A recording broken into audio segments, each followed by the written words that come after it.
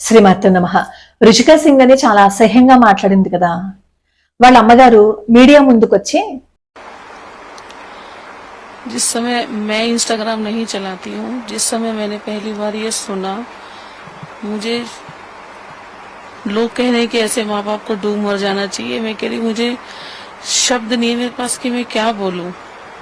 और ये बेटी नहीं, देश के बहुत सारे बच्चे, इवन इस समय जितना भी इस एज के बच्चे हैं 10 से 20 वाले, ये सारे ही इस कंडीशन पे आ चुके हैं। और मेरी नम्र निवेदन है पीएम मोदी जी से, प्लीज ये इंस्टाग्राम फेसबुक नए बच्चों के लिए 10 से 20 साल वाले बच्चों के लिए रोक दिया जाए, इनको सिर्फ पढ़ने दिया जाए। మోడీ గారికి థ్యాంక్స్ చెప్తూ, నా కూతురికి 15 సంవత్సరాలు, నా కూతురికి మళ్ళీ మీరు భిక్ష పెట్టారు. నా కూతురు పుట్టినరోజు, ఆ పుట్టినరోజు పూట నా కూతురికేమో పుట్టినరోజు బహుమతిగా నేను దీనిని భావిస్తాను. చాలా అసహ్యంగానే మాట్లాడింది. పిల్లల్ని కొంతమంది ఇన్ఫ్లుయెన్స్ చేస్తున్నారు. పిల్లలేమో ఇన్స్టాగ్రాముల్లోకి అలాగే ఈ ఫేస్బుక్లోకి రాకుండా ఏవైనా రిస్ట్రిక్షన్స్ విధించండి అని మాట్లాడారు. చాలా బాగుంది ఆవిడ మాట్లాడింది. చాలా థ్యాంక్స్ చెప్పారు. చాలా బాగుంది, చాలా పద్ధతిగా ఉంది. మరి ఇంత అల్లరైపోయి ఇంత గొడవ జరిగేదాకా ఊరుకోకుండా ఇంట్లో ఆ పిల్లని ముందే మందలించి ఉండుంటే ఈ పరిస్థితి వచ్చి ఉండేది కాదు కదా. రెస్ట్రిక్షన్స్ ప్రభుత్వం పెట్టగలదా? పిల్లల్ని సామాజిక మాధ్యమంలోకి రాకుండా ప్రభుత్వం ఏవైనా చర్యలు తీసుకోగలదా? మహా అయితే వాళ్ళ వీడియో కనిపిస్తే దానిని ఏవైనా రిమూవ్ చేయగలరేమో తప్ప సామాజిక మాధ్యమంలోకంటూ రాకుండా ఏది చేయలేరు. ఆ పిల్ల రుచిక సింగ్ అప్పటికప్పుడు సడన్ గా అలా మాట్లాడేసింది అంటారా? ఇంట్లో చిన్నప్పటి నుంచి ఉన్న ప్రవర్తన రాను రాను ముదిరిపోతే అలా తయారవుతారు. అప్పటికప్పుడు ఎవరు అన్ని బూతులు మాట్లాడరు. ఏదైనా ఒక చిన్న చిన్న మాటలు మాట్లాడతారేమో గాని అసభ్యకరంగా మాట్లాడింది. ఎంత అసహ్యంగా మాట్లాడిందో.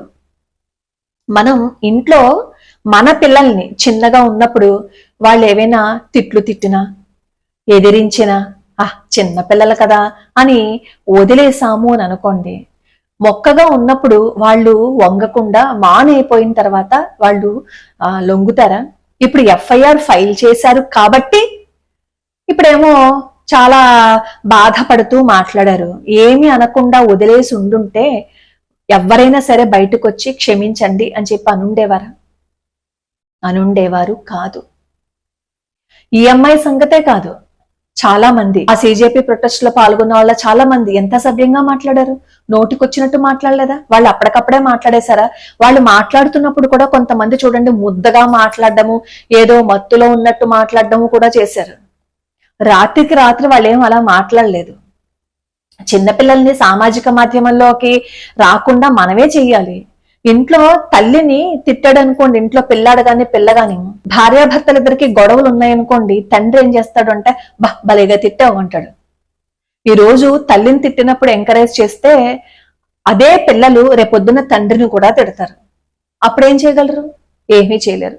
అప్పుడు కూడా ముద్దుగా మా పిల్ల ఏదో పాపం కాస్త తెలియక తిట్టింది అని ఈ మధ్య కాలంలో పిల్లలు ఏవైనా చిన్న మాటలు మాట్లాడినా దాన్ని వీడియోస్ తీసేసి సామాజిక మాధ్యమంలో పెడుతున్నారు. అబ్బాబా ఇదేదో బాగుంది, బోళ్ళని వ్యూస్ వచ్చాయి అని చెప్పి వాళ్ళని చూసి ఇంకొకళ్ళు స్కిట్స్ చేస్తూ ఉంటారు. చిన్న చిన్న స్కిట్స్, ఇప్పుడు షార్ట్స్ వచ్చాయి కదా, ఆ షార్ట్లలో కూడా వినోదం పేరిట తల్లిదండ్రులని నిందించే స్కిట్లు వస్తున్నాయి. అసభ్యకరమైన పదజాలాలతో తండ్రికి ఏదో గర్ల్ ఫ్రెండ్ ఉందని ఇలా స్కిట్లు చేస్తూ ఉంటారు. వాటిల్లో పిల్లల్ని కూడా ఇన్వాల్వ్ చేస్తున్నారు. మంచి వాటిల్లో పిల్లల్ని ఇన్వాల్వ్ చేసామనుకోండి బాగుంటుంది. ఈ రోజు ఏదైతే అందరూ నవ్వుకుంటున్నారో, 4 వ్యూస్ వస్తున్నాయో, ఈ రోజు మన పిల్లల్ని పొగుడుతున్నారో అవే రేపొద్దున్న మన పిల్లలు భవిష్యత్తుకి ప్రతిబంధకంగా మారిపోతాయి. జబర్దస్త్ షో, ఇలా టీవీ షోస్ లో చూడండి చిన్న చిన్న పిల్లల చేత పెద్ద పెద్ద ముదురు మాటలు మాట్లాడిస్తున్నారు. ఎంత ముదురు మాటలు మాట్లాడిస్తున్నారో. తల్లిదండ్రులు ఆలోచించాలి కదా. అప్పుడు మన పిల్లలు ఈ రోజు నలుగురు ఏదో నవ్వుకుంటున్నారు కదా, ముద్దు ముద్దుగా మాట్లాడుతున్నారు కదా అని చెప్పి మాట్లాడిస్తున్నాము. ఇదే అలవాటుగా మారిపోయి రేపొద్దున్న ఇంట్లో కూడా ఆ ప్రవర్తనే చేస్తే మన పరిస్థితి ఏంటి అని మనం ఎప్పుడైనా ఆలోచించామా?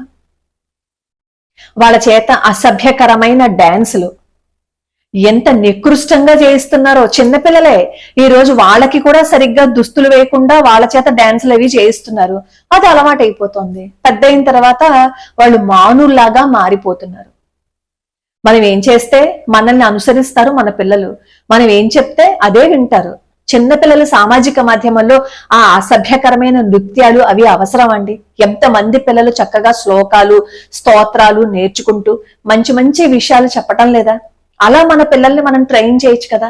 విదేశాల్లో చాలా దేశాలలో పిల్లలు చక్కగా ఎన్నో విద్యలను నేర్చుకుంటే మన దేశంలో యువత చాలా మటుకు ఈ డాన్సులు, ఈ పిచ్చి పిచ్చి మాటలు, పిచ్చి పిచ్చి స్కిట్లతో జీవితాన్ని గడిపేస్తున్నారు.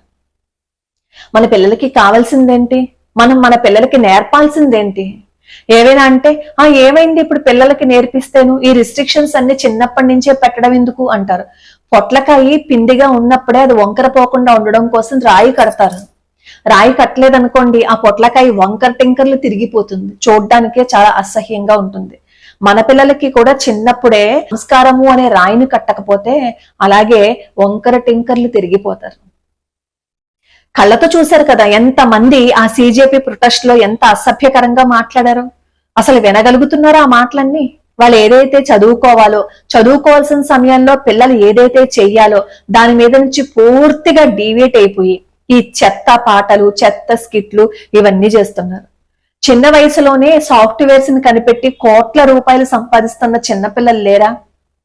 10వ తరగతి చదువుతున్నప్పుడే ఎన్నో విషయాలను కనిపెట్టిన పిల్లలు లేరా? 12 ఏళ్ల వయసులోనే ప్రొఫెసర్స్ గా మారిన పిల్లలు లేరా? వాళ్ళందరూ ఎక్స్ట్రాడినరీ అండి, ఎక్కడో ఉంటారు అంటారు. వాళ్ళని చూసి మనం వాళ్ళని ఆదర్శంగా తీసుకోవచ్చు కదా. వాళ్ళని ఆదర్శంగా తీసుకుని మనం మారచ్చు కదా. ఇప్పుడు ఆ రుచికా సింగ్ ఇప్పుడు సారీ చెప్తోంది, కానీ ప్రపంచం అంతా ఆ అమ్మాయి మాట్లాడిన మాటలు చూసేసిందా, వినేసిందా? రేపొద్దున్న ఆ మాటలు ఆ అమ్మాయికి ప్రతిబంధకంగా మారవా? రేపొద్దున్న అమ్మాయికి వివాహం జరుగుతుంది, అప్పుడు ఆ అమ్మాయి ఇబ్బందులు పడదా? దేవుడి దేవల్ల పడకూడదని నేను కూడా అనుకుంటున్నాను.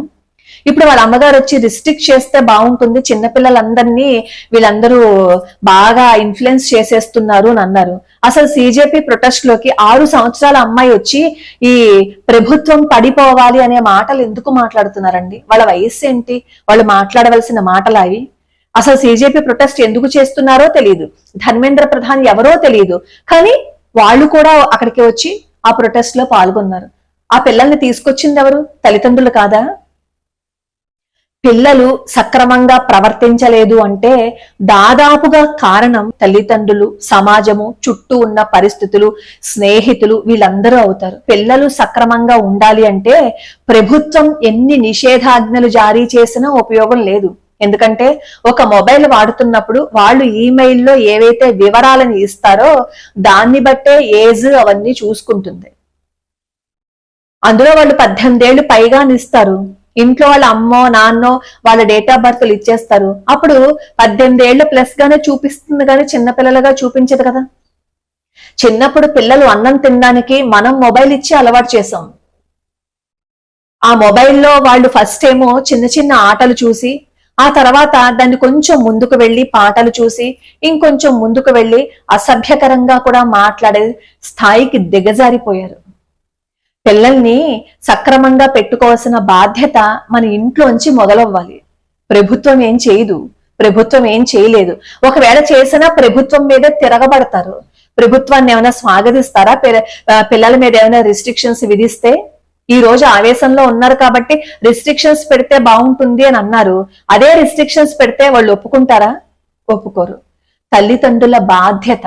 ఈ రోజు ఏ పిల్లలైతే ఎదిరించి మాట్లాడుతూ అసభ్యకరంగా మాట్లాడుతూ ఉన్నప్పుడు మనం నవ్వుకుంటున్నామో ఆ మాటలే రేపొద్దున్న ఏకు మేకే కూర్చుంటాయి. ఈ సినిమా షోస్ లోను, టీవీ షోస్ లో కూడా పిల్లలు అసభ్యకరంగా ప్రవర్తిస్తూ ఉంటే కింద కామెంట్ పెట్టండి, మీకు బుద్ధి జ్ఞానం లేదా, ఇలాంటి సీరియల్స్ ఇలాంటి వీడియోస్ తీస్తారేంటని చెప్పి ప్రతి ఒక్కరూ ఆ కింద వీడియోస్ లో కామెంట్లు పెట్టారనుకోండి, అప్పుడు వాళ్ళకి బుద్ధి అనేది వస్తుందేమో చూద్దాం.